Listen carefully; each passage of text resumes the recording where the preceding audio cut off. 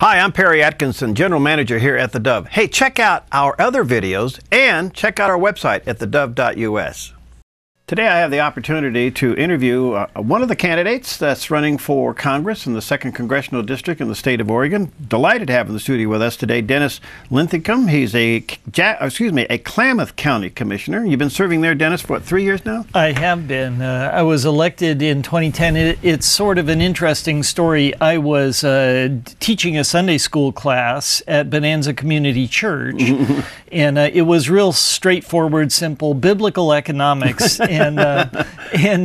And it wasn't, I was using some material from R.C. Sproul and from Gary North, and a gentleman in the classroom said, "You ought to run for county commissioner." And you did. Well, yeah, actually, I think first I told him to go jump in a lake or something. And so I've been in private industry all my life, and he had a passion for our founders' ideas, and he introduced me to some Republicans. I've been a Republican all my life, but he introduced me to the Republican Central Committee, and the more I got involved, I decided this is a good thing to do, and here I am. Good for you. Well, what makes you decide to run for Congress? Well, basically, the congressional arena is really an interesting, dunghill to step into, but my 3 years as a county commissioner has given me the impetus to go to the next level. As a county commissioner, you're running as a subdivision of state government. State governments today are very supine to the federal government, and because of that relationship, county commissioners have very little freedom in what they do. They are either following state jurisdiction, ORSs, OARs, etc., or they're following federal rules and regulations. And I decided that as a commissioner, somebody keeps throwing dirt in my face, and I decided I want to go to Washington and break their shovels. Well, that's a nice way of putting it. Of all the issues, and Klamath County, you guys got a lot of issues over there. I mean, I'm well familiar with a lot of them. You got water issues, forest issues, just general economic issues. How would you rate those as importance as you run for Congress? Well, they're all extremely important, and I think that's part of the problem at the federal level. The federal government has gorged itself on power and regulatory authority, and because they've gorged themselves in so many facets of our lives, the individual person on the street, the businessman, the farmer, the rancher, is losing liberty on a daily basis. And so what ends up happening is we end up thrashing at the branches instead of striking at the root. I think the root of the issue, you'll notice on my material and business card and on my website, I call myself a constitutional conservative. If we don't go back to the Constitution and bind the legislator with the chains of the Constitution, as Jefferson said, we've got a tough game in front of us, and that's what I would like to do. I'd like to keep talking about constitutional authority and keep driving the message home that the federal government does not have appropriate jurisdiction in these arenas, and yet they've assumed that authority. Water's a big issue over there. Yeah, water's a big issue. And the feds want to get their hands on it. That's right, that's right. So what's your response? Well, I think the federal government doesn't belong in our water issues, and to a certain extent they're not there. To a certain extent it is the Oregon Department of Water Resources that controls water rights and those kinds of things. But in terms of federal policy, they've either got water quantity, water quality. They've got air quality, PM 2.5 particulate matter problems with your wood stove in the wintertime. They don't mind when you burn down a forest and pollute the air like crazy in the summertime. They only mind when it's your wood stove trying to keep your house warm in the winter. And these are just inconsistencies. I think it's problematic to fight each of these little items, whether it's a spotted owl or spotted frog. We need to ask a question, does the EPA have this regulatory authority? And if not, why have we surrendered our lives to them? You're running against a very long-term Republican who has fought many battles. why do you think Congressman Walden needs to be replaced? I think the problem that we're facing in America is the political class basically, after too many years in Washington, loses touch with reality. They lose touch with their constituents. They lose touch with the individuals that they're there to represent and serve. So I'm for term limits, and I think Greg Walden, after doing 16 years in Congress, has done a fine job, but it's time that he come home, because right now he's immune to the cries from the man on the street. He doesn't hear them as closely or as much as he hears the lobbyists and the special interests that are begging for various pieces of the federal purse. So would you term limit yourself? Oh, absolutely. How many terms?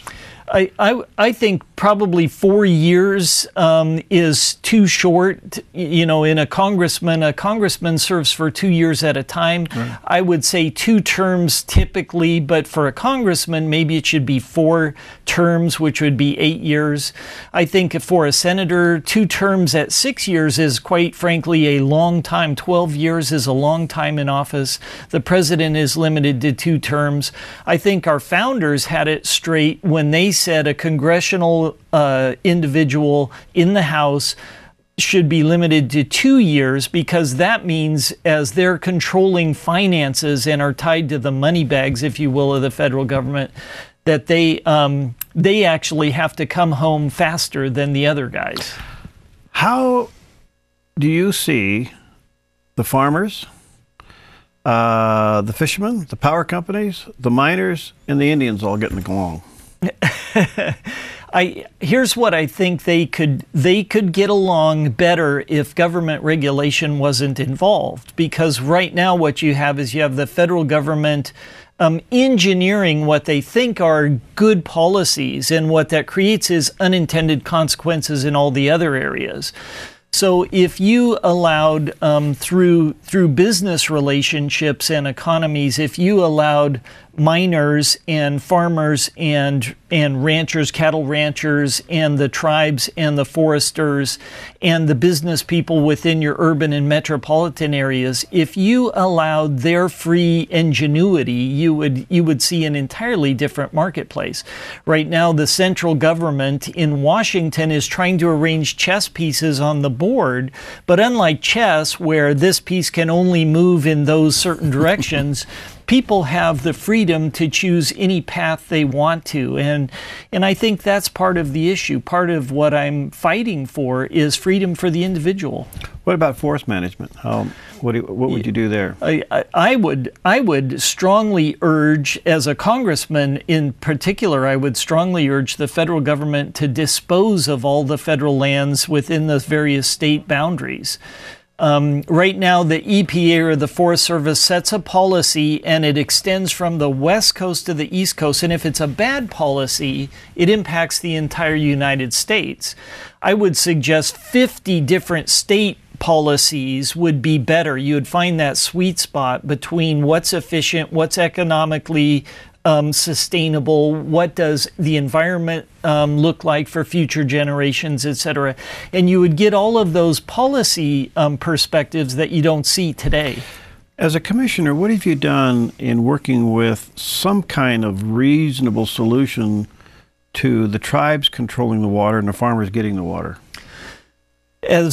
As the county commissioner, before I came to office, the Board of Commissioners voted to support the KBRA and KHSA, which is the dam removal agreements. And I was a stout non-supporter of the KBRA, because I think the KBRA destroys 168 megawatts of electrical generation capacity in the hydro arena, as well as flood control and water management things. Most of that water is not used for irrigation purposes, but most of the water in Klamath Lake is used for irrigation. And what we have is a biological opinion that that focuses entirely on keeping lake levels high for the short-nosed sucker and allowing stream flow for the Chinook.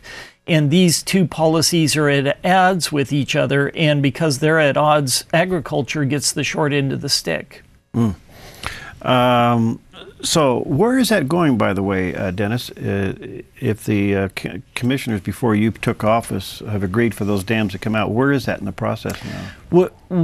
Our board voted to actually remove ourselves from being signatories on that agreement. And so we made that motion to no longer abide by any of the terms of the KBRA. The key items that were problematic with the KBRA is it doesn't focus on reservoir construction or saving water. If you think about it, if global warming is true and the snowpack will be less and rainfall will be greater in future years, we should be building reservoirs like madmen to save that water resource, because if we don't save it, it will spill into the Pacific and become salty water instead. Last question, and we'll wrap it.